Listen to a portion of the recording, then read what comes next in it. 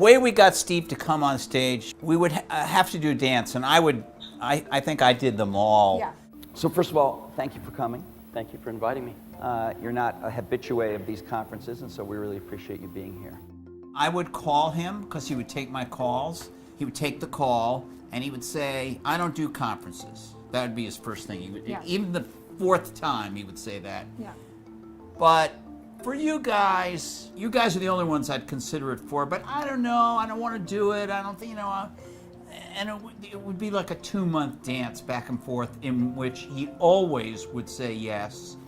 What about a PDA? We believe that for everyone using for all the universe of people using a PDA, 90% of them really just want to get the information out. We believe the cell phones are going to do that. And we saw that several years ago. We just see the curve of cell phones going like this. You're going to have a phone in your pocket, so that's going to have to be the device.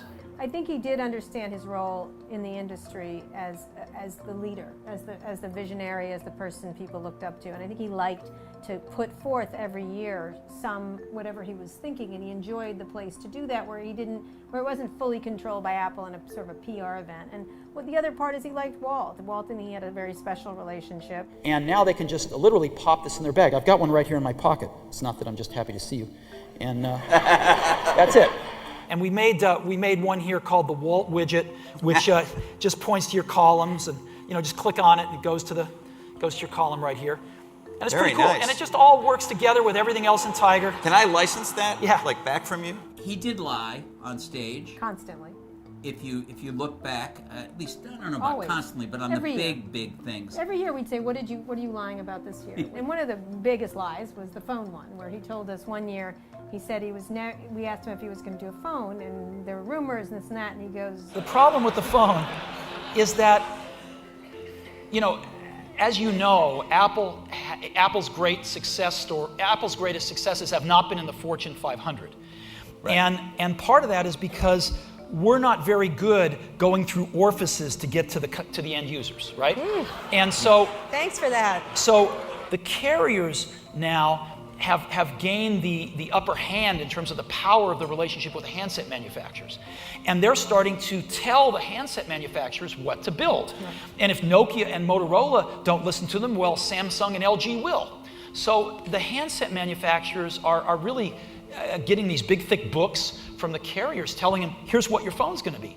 And that's not the way you work, right? Well, we're not good at that. And so the next year, when of course they introduced the iPhone, we're like, how's that climbing through the orifice going for you? He managed. He said he wasn't going to do a phone. And said he wasn't going to do a phone. Yeah. That was clearly a lie. You've been here at D. You talked about, I guess, a couple of years ago, not really doing a phone and not doing a tablet or the tablets. You were sort of different of your different you things. gave reasons why tablet PC wasn't such a good idea. Mm-hmm. We found a way to change that. We were able to change the rules of the game, and that's what got us excited about getting into the phone business. One of the things that people don't realize about him is how sort of naughty he was and how much he liked to tweak people. And one of them was Bill Gates, who he always enjoyed tweaking. The tablet PC's been another one. For all the hype around this thing, I know you don't like the tablet. No, it's not that I don't like it, it's just that it hasn't sold very well. Right. And Bill's answer to that would be, Mañana. It's just starting. Mañana, it'll get there.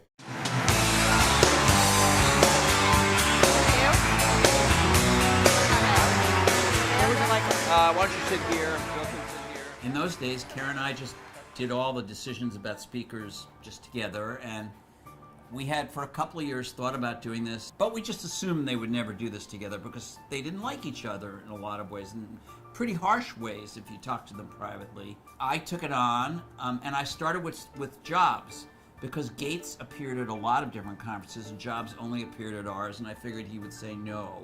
And he said, do you think Bill really would do this? And I said, well, I started with you, but I think if you'll do it, he'll do it. It's my guess. The first question I kind of was interested in asking is what you think each has contributed to the computer and technology industry, starting with you, Steve, for Bill. Well, Bill built the first software company in the industry. And I think he built the first software company before anybody really in our industry knew what a software company was, except for these guys. And that was huge. That was really huge. And the business model that they ended up pursuing turned out to be the one that worked really well, for the industry. So I think, but the biggest thing was Bill was really focused on software before almost anybody else had a clue that it was really the software. Bill, how about the contribution of Steve and Apple? Well, first I want to clarify, I'm not fake Steve Jobs.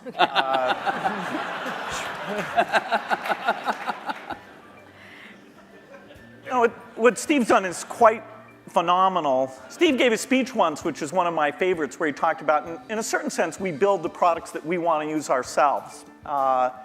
And so he's really pursued that with incredible taste and elegance that has had a huge impact on the industry. Part of the deal was they each got another block Right, in the by conference. themselves. And so Walt was interviewing Jobs, and he was asking about the popularity of iTunes on Windows. I said, what is it like?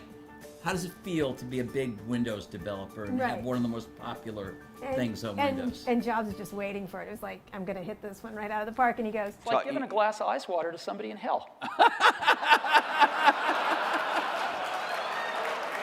okay, Microsoft is hell, right? Like, it was like so bad. And so we get to the room, and Gates is already not the most... green room. The green room. And Gates is literally not the most communicative person in the world. You already have time, like, he just is not that communicative. And he comes in and he's silent. He's like really like not communicating. He's mad, sullen. He's like looking down. And Monosyllabic. And we're like, oh, this is like the greatest historic interview of all time, and they're not going to talk to each other. We say something that causes all of a sudden Gates looks up, like some question, I don't remember what it was, and he goes, well, as the representative from hell, I can tell you, and everyone's like silent, and for some reason Jobs in his hand had a bottle of water with condensation all over it. Yeah, he had just taken it out of the ice. He did, and so it was perfect. He goes, here, let me help you. And he hands him the water, and for some reason, it broke the ice. It was really, Gates he laughed, and it was okay. They both laughed. But what's the greatest misunderstanding between you and your relationship and about each other? What would you say would be this idea of catfight, this idea of which one of the many? We've kept our marriage secret for over a decade now.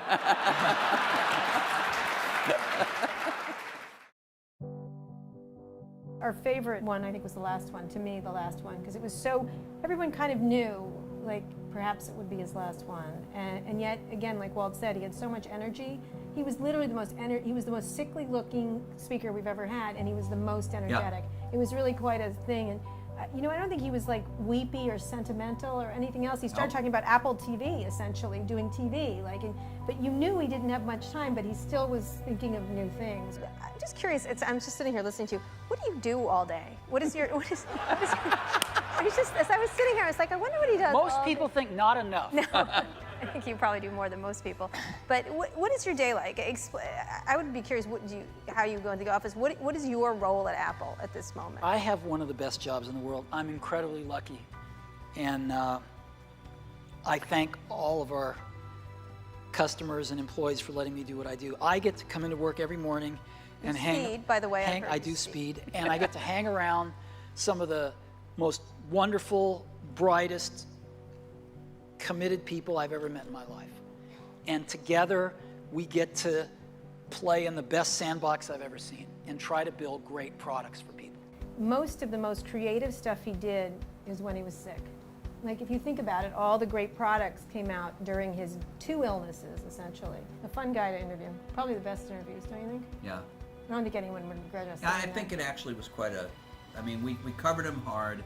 He would call and complain about my reviews. He would call and complain about some of our coverage. So it isn't like we were an Apple fan site, but I have to say we were a fan of interviewing him on stage, and we felt pretty blessed and honored that he came and did it. And there'll be no one like him. I mean, really.